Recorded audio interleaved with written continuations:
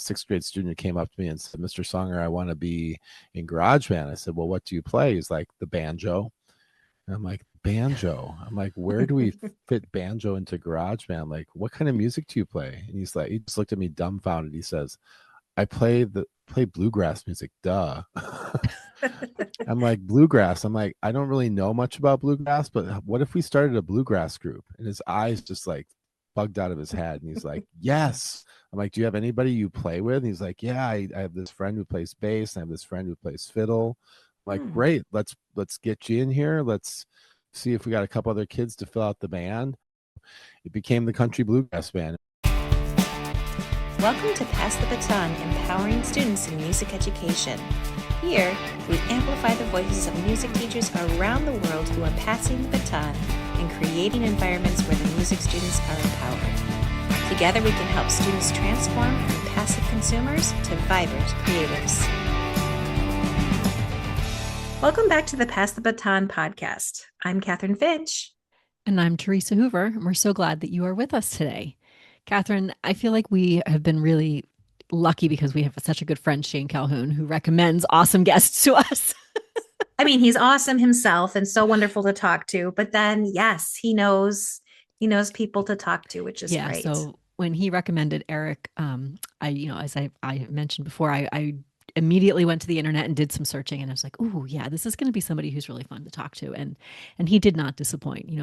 Eric teaches band, but as he explained throughout the episode, he teaches so much more, and his kids have so many different experiences in his music program. Yeah, and I think it's just a well-rounded music education. It's not kind of the in the box that we have all grown up as is music education. It's really cool to hear all the different things that are in his program and how he went about adding all those things into his music program. And it is true. Yes, he's added a lot to it, but I think the way that he described everything very sequentially, like where he started, it wasn't like one day overnight everything appeared. Started with one little step and then another step, and a lot of it too was just listening to the kids. Right? And a lot of just evolving. Like, okay, this is now changing in our actual physical day of the school. Why don't we try this? Or is that equitable? Let's try this. It's just a lot of shifting over the years and just getting better. Yeah. I think that's it's a mindset thing that for us to be open and just ready to see what can happen. And to recognize that, our job is music teacher. Yes, it might be band director, chorus teacher, general music, but our job is music. So music can mean so many different things to so many different people. When you're open to that, it's really neat things can happen. I loved how he talked about, the value of him as the music teacher. Like, it's okay to let the kids help you lead because they need the space, they need the time, they need your help occasionally stepping in and helping them. But they've got the content sometimes, or at least a place to start. He found value in, I can offer them the space. I can offer them the time. I can offer that I'm going to learn along with them. And that's all they needed. Yeah, absolutely. Yeah. So again, it's definitely one of the great episodes we've recorded. Before we kind of get to that, just one other thing we want to make sure you remember that the Pass the Baton book study through Vandercook is happening this summer. It starts in June. It's a great way to get graduate credits, read Pass the Baton either for the first time or maybe read it again, but you're doing it with a group of other people, which we've just seen so many people find value in the conversations. All of the assignments are very much things that you can practically use when you go back into the classroom in the fall. Yeah. And I love that it's just always a variety of people from across the country, and everybody's doing different things, but you learn so much. Like, I think like you and I, right? We don't teach the same things, but I learned so much from your perspective in music education versus mine. And so we learn so much from each other. And we make sure there's a lot of discussions and feedback from all of us, right? Just because you get so much, you just learn so much through other people. Yeah, absolutely. So we'll put a link to that course in the show notes in case you're interested in checking that out as well. Enjoy it. Before we get to today's interview, if you're ready to make powerful shifts towards student-centered teaching, explore the Pass the Baton Coffee Club. Members get an exclusive deeper dive audio extra and a Reflect and Act PDF download after every episode, plus access to our full resource library. For more personal support, our premium tier offers direct access to Kathryn and Theresa in a private Voxer group. Visit buymeacoffee.com/passthebaton to learn more and join.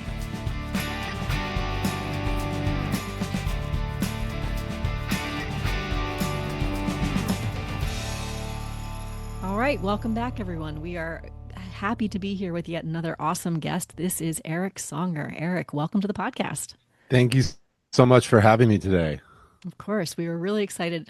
This is another connection that Shane Calhoun has made for us, and we all love Shane, and we've just loved everyone that he's introduced us to. So thank you so much for that. Right, he really is. Well, could you start maybe with telling us a little bit more about yourself and your background in music education? Absolutely. I have a funny story to start out with. I got my start in loving music when I was in 5th grade. I have this distinct memory of being in class, and the FIA teacher turned on the radio, and this would have been in 1983. So I'm myself, but that's okay. And all of a sudden we're doing layup drills, and I love basketball, and it would take a lot for me to stop playing basketball. But all of a sudden this song came on, and I just stopped, and I asked my friends, I'm like, what is this song? I had no idea what the song was. So I went home from school and turned on the local top 40 station in Milwaukee, Wisconsin, and just listened, and hoping that the song would come back on. In the meantime, I heard all these other great things like Every Breath You Take, and then What a Feeling, and then my favorite one, We Can Dance If We Want To, We Can Leave Your Friend Behind, the Safety Dance by Men Without Hats. And the song came on. I'm a little embarrassed to say what it is. It's not like the best song in the world. In fact, it only has one chord, but it goes, We Gonna Rock to Electric Avenue and then take it higher. Electric Avenue by Eddie Grant. That's the song that turned me on to music. I was in 5th grade. So, and then things a little bit strange, because like later that week or weekend, I heard a show on the same station called American Top 40, and it combined of math and music as Casey Kasem counted down the songs. And I wanted to listen to that whole show with my boombox, with my cassette tapes, dubbing every song off the radio like we did in the 80s. And then I spent the rest of my Sunday creating a magazine called Rocket Magazine, writing about all the great artists like Michael Jackson and Prince and Madonna. And all I wanted for Christmas in 6th grade was a copy machine, so I could mass produce the magazine and take it to school and hand it out to all my friends. I should have sold it. I don't know what I was thinking. So every Monday morning, I had a line at my locker of like 50 kids wanting to get the latest issue of Rocket. And the only time I remember ever getting called down to the principal's office was because of that magazine. Principal said, you have to stop bringing this magazine to the school. Kids are reading it during class. It's a magazine, but you can't bring it to school anymore. So I stopped bringing it to school. But anyway, for about 5 years, so I was in 10th grade, I wrote a magazine every single week. So in my basement, I had 250 issues of Rocket Magazine, and my brain is still cluttered with 80s popular music trivia, which just rattle off instead of probably more important knowledge that I should have in my brain. But that was my thing in middle school and into high school, was I was the popular music guy. So I played in band. It was fine, but my into music was being in popular music and really loving that style of music. And then another way I got into education actually was I was a big bowler, because in Milwaukee, Wisconsin, in the 80s, everyone bowled. You always hung out at your local bowling alley. And my first job in high school was I was a bowling coach. I was hired to work with like kindergartners and first and second graders and teach them how to bowl. I just loved that. I'm like, my dream job is to become a bowling teacher. Well, it's not a lot of bowling teaching positions out there. So I soon realized that my true love of that job was working with kids, not so much the bowling part of it. And then I just combined that with my music part, and then I became a music teacher basically. So that's kind of how I got into becoming a music teacher. And I went to UW Eau Claire up in North Wisconsin, which had an amazing music education program, and ended up in the Twin Cities. My first job is my current job, which is pretty crazy, in Chaska, which is kind of in the southwest part of the Minneapolis Twin Cities suburban area, 29 years. So there you go. There's kind of my weird way into the music world. Oh, I love it though. And it sounds like that was the right way for you. That was the path. So you said you played in band. What instrument did you play in the band? I played the trombone, and I didn't really practicing trombone until I got to high school, and that's when I had a great high school band director turned me on to jazz, and then when I got to college, I just fell in love with all the classical and the traditional music. So it took me a while to get there, but that's how I got there. And eventually, you'd think with being a popular music fan, I would playing guitar or drums or piano. I really pick up those instruments till I was like in college or even a little bit beyond. Okay. Well, that's pretty neat. And then in your position now, what classes do you teach? Well, I currently have a lot on my plate. I have 9 concert bands of about 380 kids. They all meet every other day. Wow. And then I have 3 sixth grade general music classes. So I'm in middle school level. So 3 general music classes that for sixth grade. Each class is about 30 kids that also meet every other day for a semester. I have an advisory, and then I have these win sessions, which I know we're going to talk about in a little bit, where kids can sign up for what they need. So if they're behind in a class, they can get extra help, or if they're all caught up, they can go to the gym, hoops, or come up to my room and make music. And then I have just a plethora of after-school courses that I teach, ranging from jazz, marching, and honor bands to rock and hip hop groups. Wow. Wow, that's incredible. Well, I feel like that almost starts to answer my next question for you. So, as I was mentioning before we started recording, anytime a guest is recommended to us, the first thing I do is go to the internet and, play internet stalker and see everything that I can learn about the person and see what kind of cool things they do. And one of the things that I saw that you had written about was this idea how we talk so much in music about music for all, right? And that we hear that phrase all of the time. And I think we all truly believe that and strive for that. But you're encouraging us to shift to this idea of all music. What does that mean? Why do we need to make that shift? Right. Well, first of all, music for all is I think something that's been my passion for forever. And given my history of how I got into the music world, I realized when I started teaching that there are so many kids like me when I was 11 years old that maybe don't play the clarinet or violin or sing in the choir, but they just love music. Maybe they're playing guitar and they're self-teaching themselves. Maybe they're into music technology and they're getting on to all these DAWs like NLab, Soundtrap, and creating their own beats. Maybe they're getting into DJing. So there's the passion for music that goes beyond our traditional education. So that's why I teach the way I do. I'm a huge supporter of band, choir, orchestra, and I never want to say we should do anything instead of that. But like you said, it's a band and approach, which is kind of my thing. And so when we think about music for all, of course, but then also turn it around and say we also want all music. We want to expose kids to not just the traditional band, choir, and orchestra repertoire.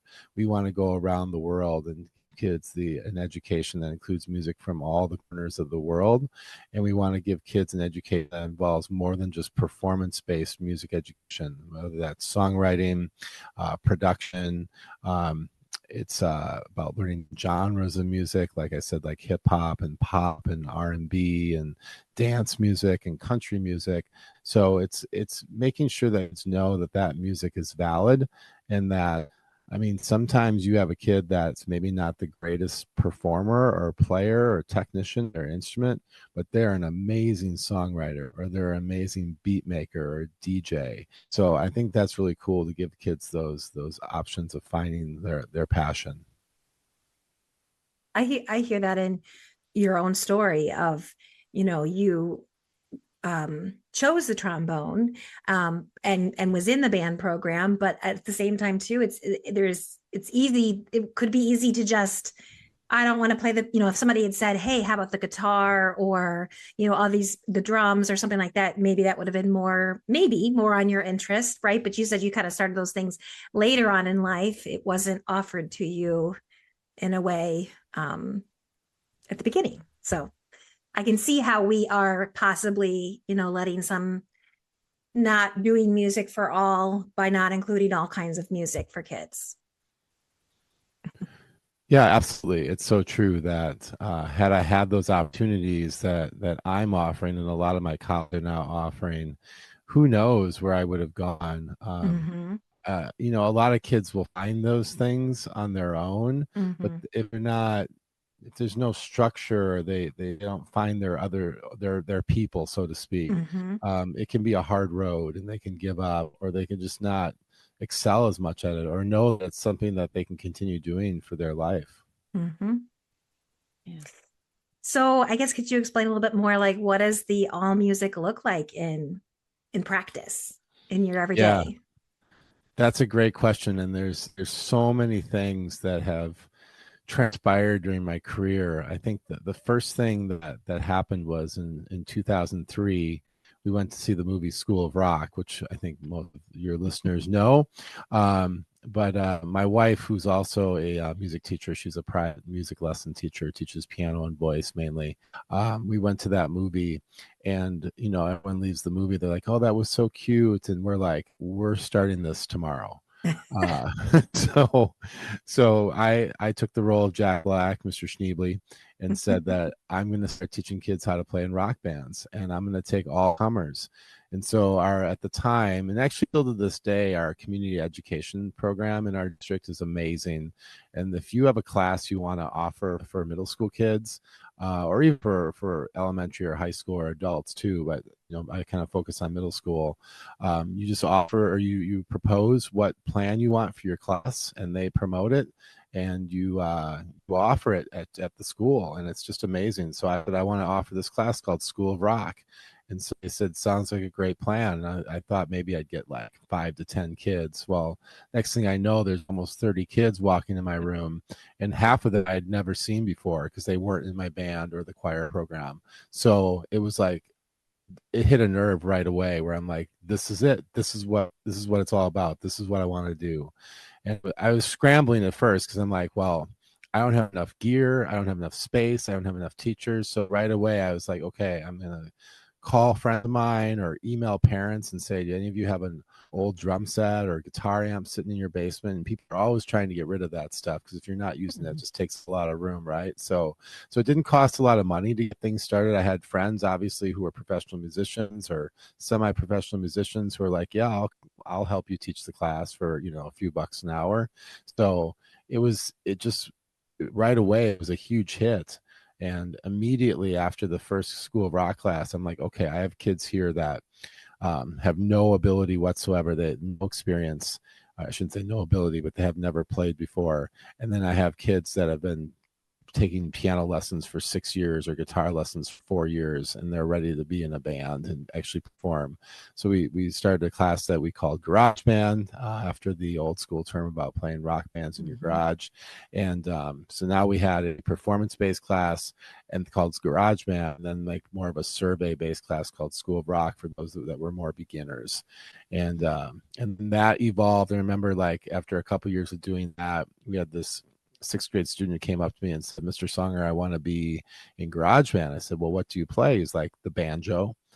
And I'm like, "Banjo?" I'm like, "Where do we fit banjo into garage band? Like, what kind of music do you play?" And he's like, he just looked at me dumbfounded. He says, "I play bluegrass music, duh." I'm like, "Bluegrass?" I'm like, "I don't really know much about bluegrass, but what if we started a bluegrass group?" And his eyes just like bugged out of his head, and he's like, "Yes." I'm like, "Do you have anybody you play with?" And he's like, "Yeah, I have this friend who plays bass, and I have this friend who plays fiddle." I'm like, "Great, let's get you in here. Let's see if we got a couple other kids to fill out the band."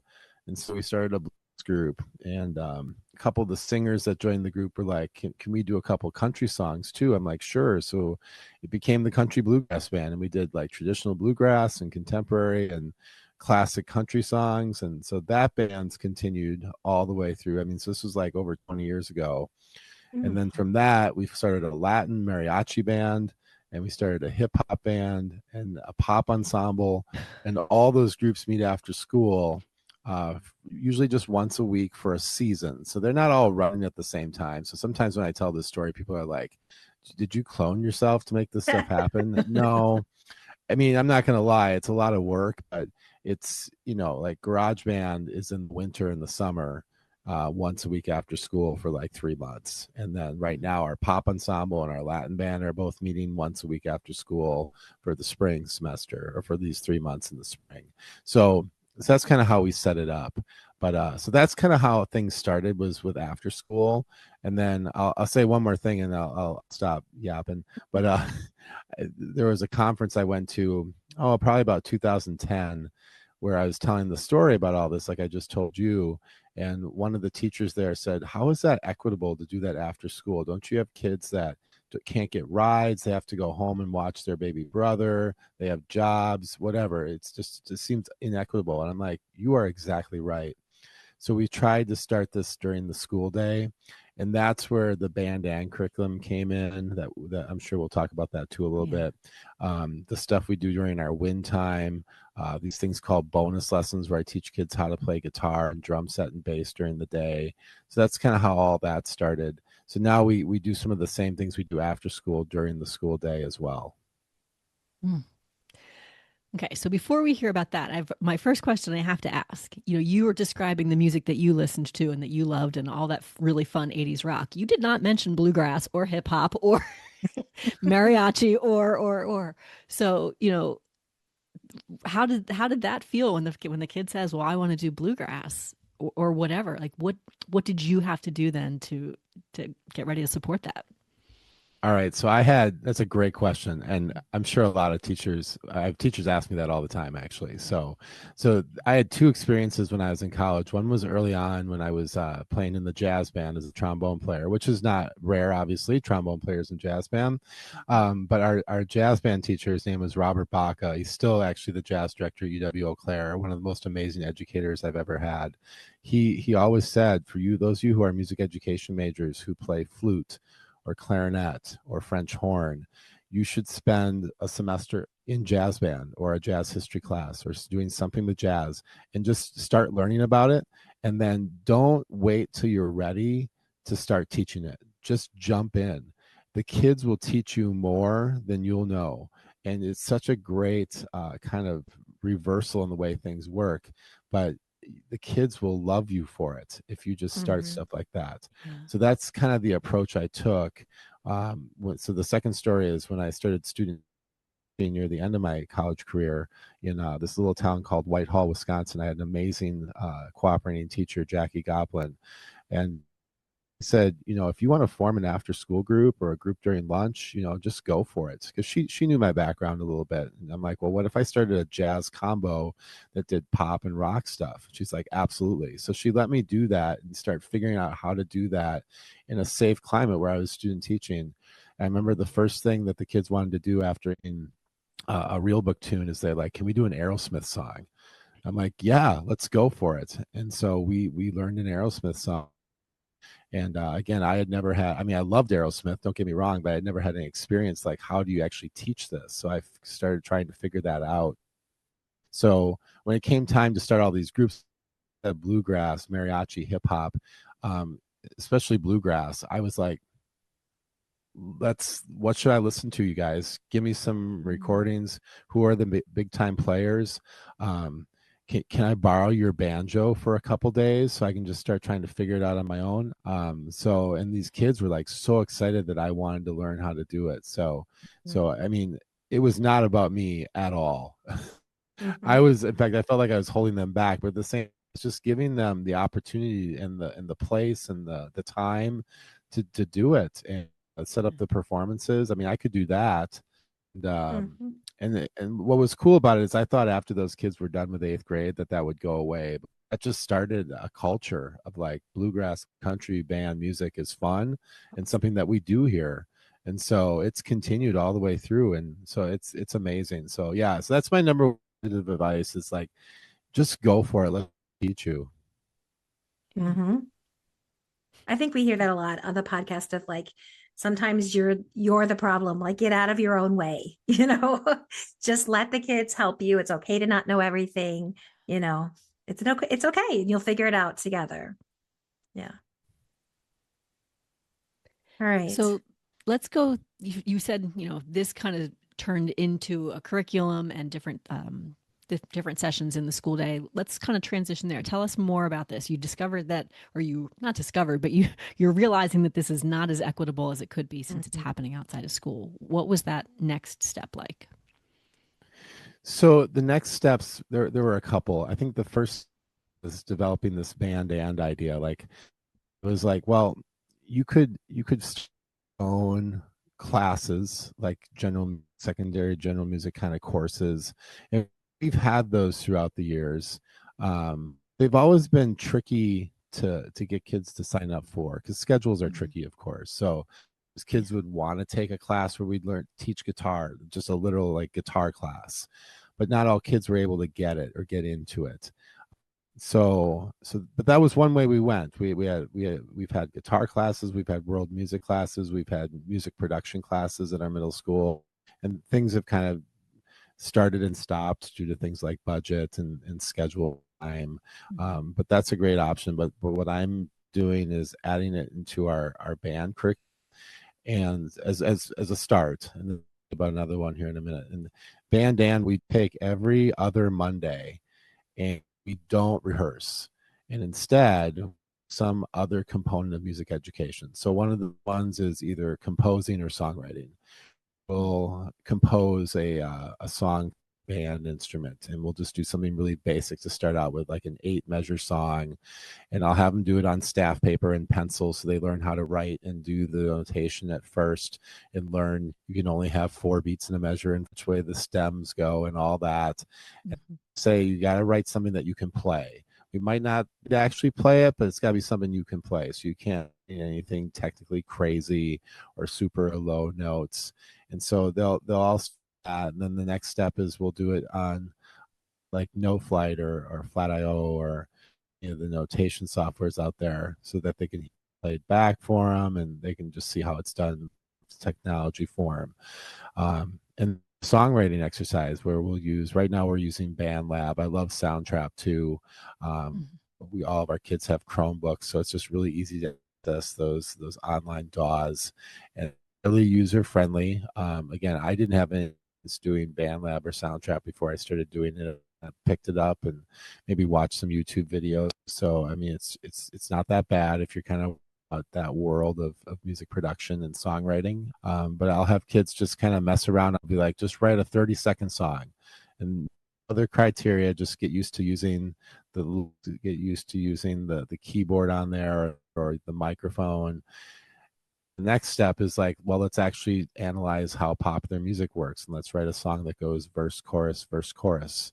And then they'll have to figure that out a little bit on their own. So that's a little bit more advanced, but those are activities that we do on Monday. We'll also do improvisation activities. We'll teach them how to use the blues scale and improvise over a 12-bar blues form. We'll do activities where I'll teach them about classical music, or we'll take out guitars and keyboards, and I'll teach them about the history of rock music, and then we'll actually play like the basic questions to like Sweet Home Alabama, Child of Mine, and any song that starts with the word sweet. those are all easier ones. Or the country music one, we'll do Ring of Fire, or Country Roads, or Jolene, and we'll just learn about these kinds of music while we're learning how to play these a little bit. So like literally every kid in my class will have either a guitar, a ukulele, or a piano keyboard, and be playing along with the recordings and learning that. So it's the right way to expose kids to all these different elements of music education. And I think the number one question is like, you're giving up precious rehearsal time to do this. I mean, the concert comes along, and I'm like, I haven't really noticed that being an issue. And maybe it's just because I'm taking that into account when I program, that I'm doing one less song, or maybe I'm just, although I don't even know anymore. I still do concerts for every band. I mean, 4 to 5 songs every time. They're at the right grade level for 7 and 8.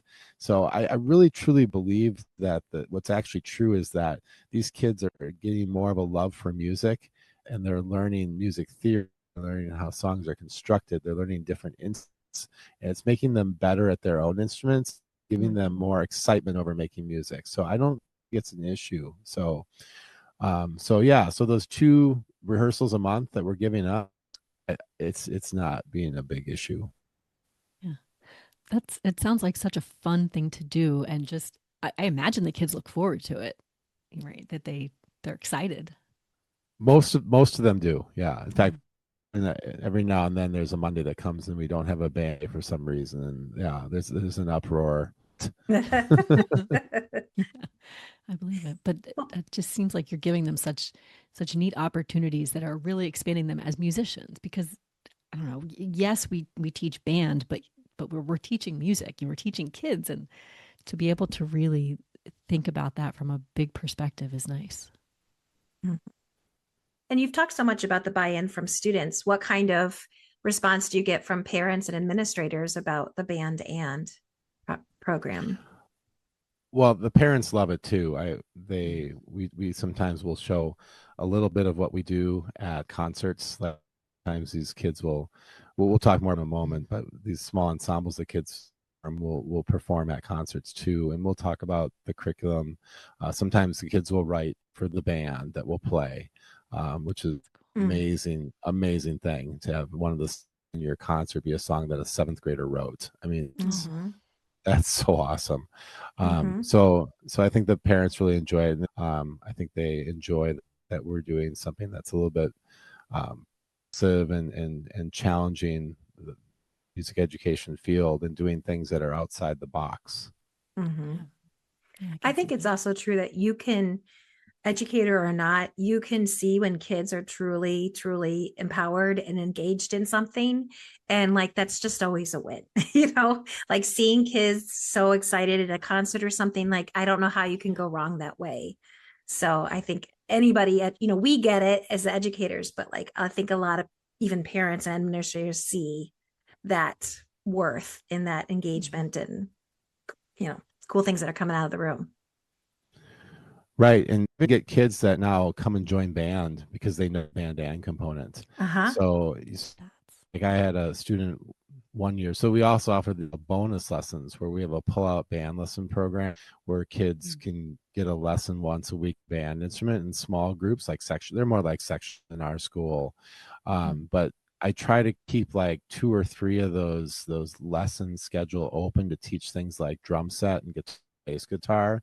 So if I have like a flute player really wants to learn how to play the bass guitar, that flute player, instead of coming to their flute lesson each week, can come to a bass lesson each week. And yeah, they're not getting lesson every week, but hey, if their passion is to learn, I don't want to crush. I want them to give them that opportunity. But I had a student. This happens all the time, but I just one in particular that always jumps out at me, the student that comes to the room one day and she's like, I heard you offer guitar lessons, but you have to be in band. I'm like, oh, you do? She's like, I want to join band. What can I play? I'm like, well, why don't you play bass guitar in the band? Obviously you can have an upright bass in a band, so you can transcribe the tuba part. She's like, that's great. I'm in. So she joined, and then of course she's taking these bass guitar lessons, and then she eventually learned how to play double bass, and now she's in the orchestra, and she plays in the orchestra, plays bass in a rock band. So she's that's a kid that we probably wouldn't have gotten had we not offered things like band and these lessons. That's awesome. And I imagine that some of the things that you do in band and is just sparking this interest that's going to continue outside of that Monday, right? Do you see kids who are taking whatever it is that you explore on those Mondays and they're doing more with it on their own? Absolutely. Like the composing, the songwriting. I have kids all the time that are sharing things that they wrote. That's probably the biggest one. I have, like I said, I have kids that will just go writing songs for the entire concert band, write a solo for themselves for our solo ensemble, or they'll just create stuff on BandLab that they're posting for the world to see because they're just so what they're doing. And so yeah, so I have kids sharing stuff with me, like, look what I've done, which is really cool. Yeah. That's awesome. So what about these win groups that you keep talking about? Tell us more about that. Yeah, so it was about 10 years ago I started a big group of sixth grade girls that were not really doing too much. And so and some of them really great players. And I just totally did not want to use them. So I'm like, what if we formed a band together and you guys choose what songs you wanted to do? I'll just do a range of them, or we'll figure them out by ear, whatever it takes. And then we'll perform at the concert, just a song with just you girls. And they were into that because, first of all, the social purpose, like, oh, we get to spend an extra lesson together. So yes. So I think that's the main reason they said. I think they actually really enjoyed the fact that they got to their own songs. And one of the songs was Wannabe by the Spice Girls. They liked that song so much that they wanted to actually call themselves the Spice Girls. So they gave themselves a group name. It was mainly woodwind players, but there are a couple players, and there was one girl who was a really good drummer who played drum set really well, and there's one girl that played piano well. So we basically had like this woodwind ensemble, kind of a rhythm section, and they learned these songs, and they came in, they just had so much fun, and they got to be real good. And so they performed the song at the concert. Oh, you can imagine, like, all the other kids were like, what about us? So I had this boys who are like, we want to do this too. So they formed a group, and it's so funny. They're like, well, we have the Spice Girls, so we're going to be called the Bland Boys. And they were really good. And so this just spiraled. This was 2016. The issue I had was these groups going to meet. I just didn't have any time. Well, it was a year or two later that this big fad and started to have like this win time, what I need, more resource time or flex time or whatever the schools, where 2 to 4 times a week you have these 30-minute sessions. That's how at our school, where kids can, like I said, do extra works, get caught up if they're sick or behind, to help. So I just started saying, why don't you come up if you want to and form your own bands? And you have 3 of these win sessions a week for 30 minutes. And I said, I just need you to commit to one of those 3 a week and pick your song and work on them. So at first I had maybe 2 groups coming up each win session. So these 2 groups that we had, everyone wanted to do the same thing. So it just started snowballing. And eventually I had, well, right now, 15 to 20 groups that. Oh my gosh. So these 2 groups, like, everyone wanted to be in these groups. So it started snowballing. And eventually we got to the point where we had 15 to 20 of these groups now that meet every week. And that means 5 to 7 per win time. So very little time to work with them. So they're completely stunned. And I just bop around trying to do as much as I can to give them what they need. I mean, that's like 3 songs per group, like 60 songs. So it's a lot of arranging in chord sheets or whatever I need to do.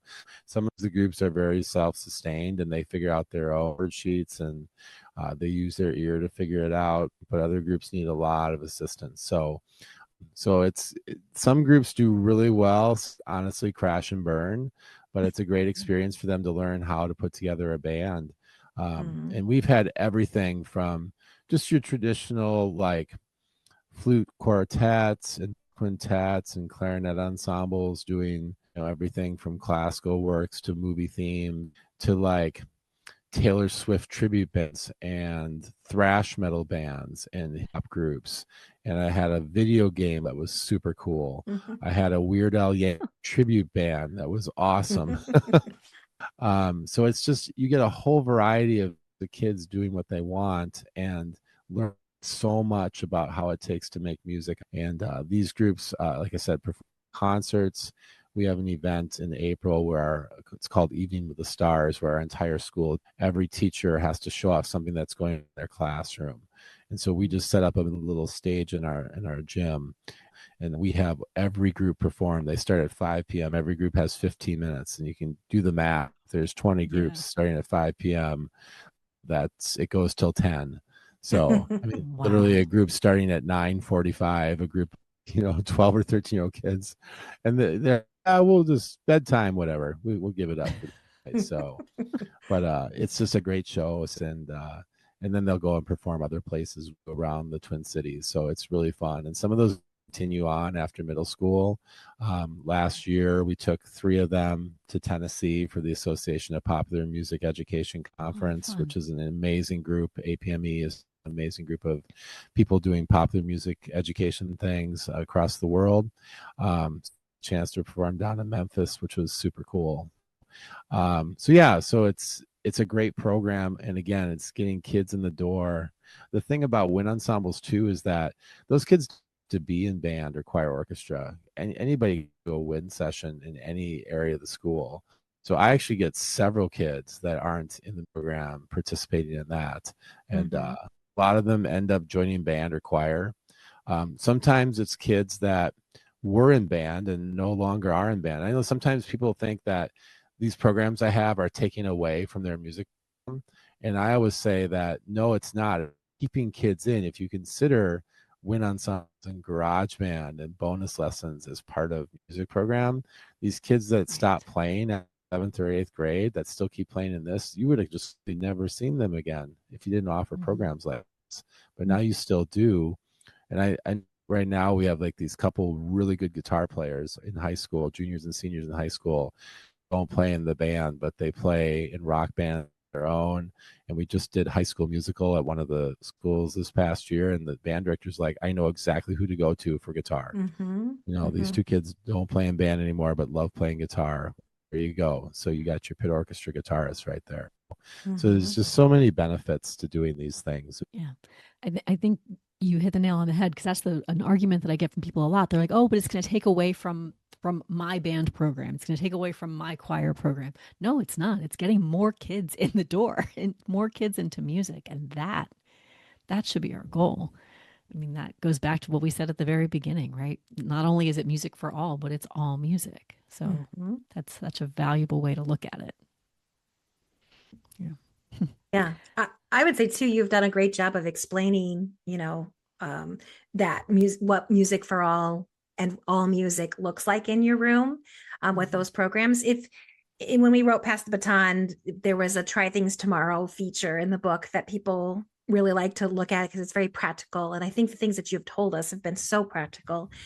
If someone wants to do like you and watch the movie and be like, I'm going to start this tomorrow, what's one little thing they could do tomorrow to kind of just get themselves go in that direction? Well, I think one of the big things is doing, like I said, with the composing or songwriting, like just give them a piece of staff paper. Hey, we're going to write a song.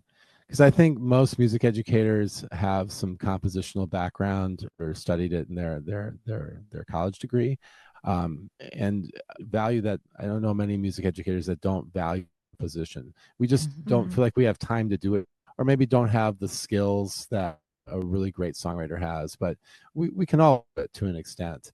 So I think just starting there, not too crazy outside the box, and it pertains to band, choir, orchestra, instruments, and music. So I think you can put that together, and then maybe just getting to an app like Flat.io or MuseScore or NoteFlight, and just getting the technology in there too.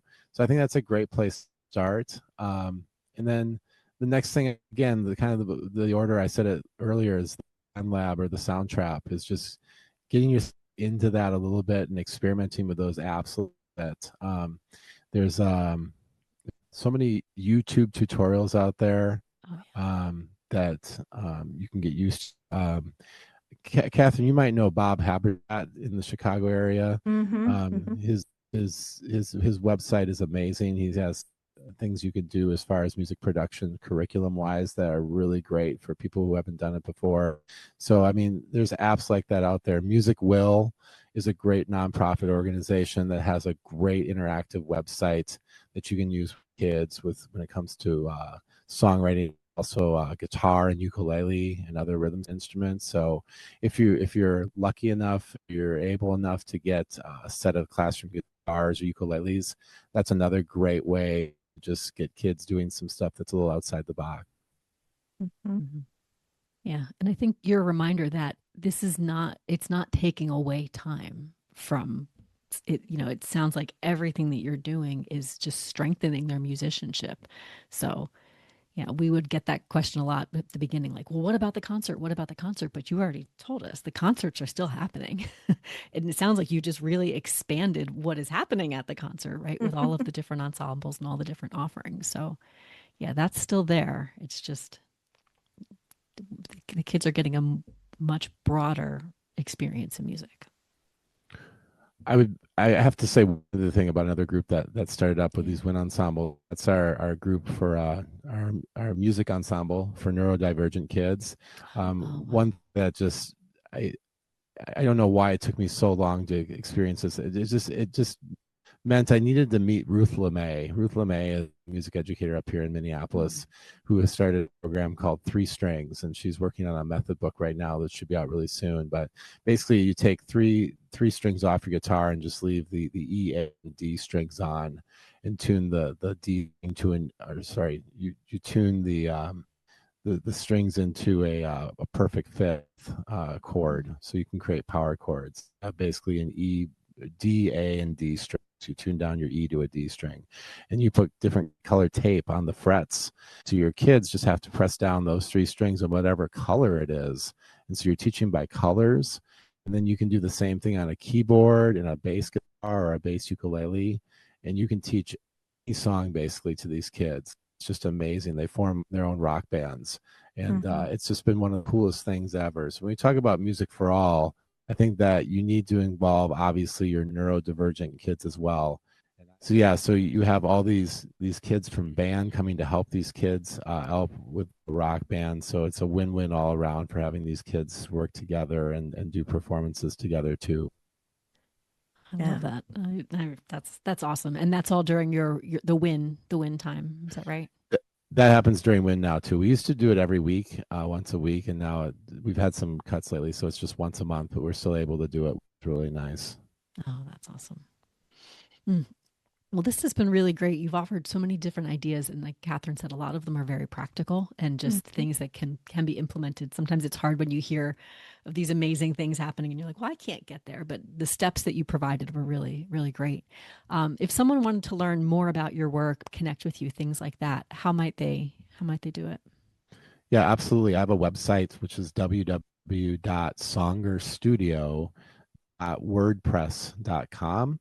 And that site has all sorts of material, like, for example, if you wanted to start a rock band or a country band or a pop ensemble, there are links to what kind of gear you need. There's links to actual music you can download. And there's just tutorials on how you can do that, which is really cool.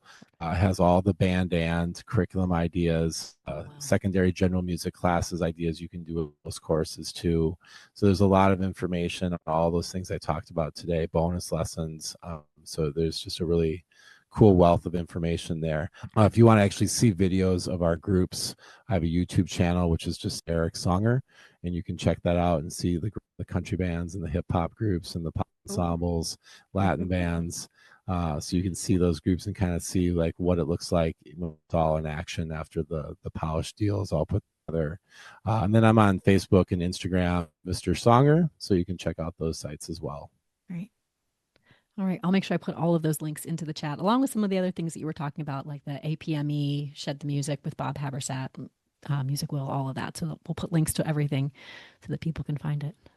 There's what's called the Modern Band Summit. Some of you might know it in July. It's in Fort Collins, Colorado. And this year, first time ever, it's free.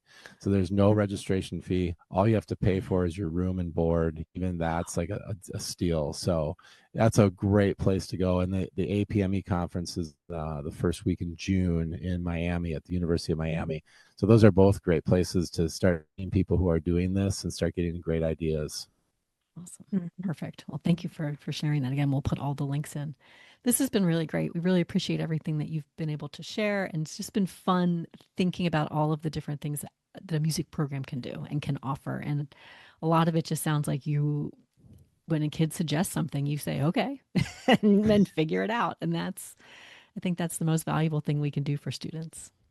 So. It sure is. It's just giving them those opportunities as much as you can. And thank you, both of you, Kathryn and Theresa, for showcasing what teachers are doing around the world, basically, and giving ideas too, because that's just the best thing. Many of these things I didn't come up with by myself. I just came up with because I listened to what people were doing and made them work in my school, my situation. Yep. And that's the best way to do it. Yes. All right. Well, thank you again. We appreciate it. Thank you.